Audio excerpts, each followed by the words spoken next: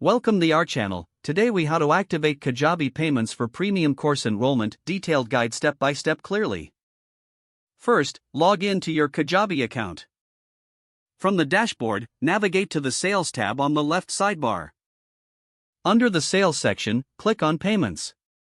If you haven't set up your payment gateway yet, you will see a prompt to do so. Select Set up Payment Gateway to begin. Choose your preferred payment provider from the list displayed.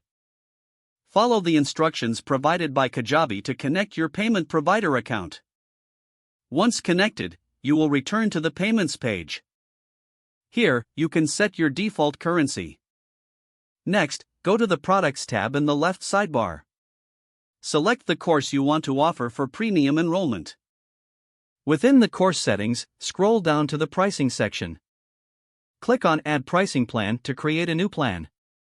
Set the plan type to one-time or subscription, depending on your course model.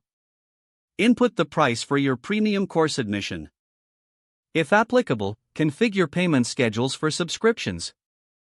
Enable the option for payment plans if you want to offer installment payments. Make sure to save your pricing changes. Now, return to the Sales tab and navigate to Checkout. Here, you can customize the checkout experience for your purchasers. Ensure that the payment option is configured correctly on the checkout page. Review all settings to confirm that everything is in order.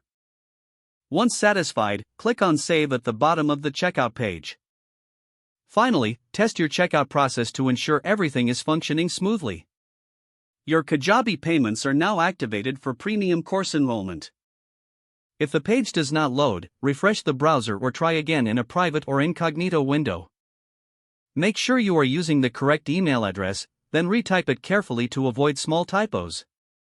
If your password is not accepted, use the Reset option and create a new strong password you can remember. Check your spam folder for verification or security emails, then complete any requested confirmation steps.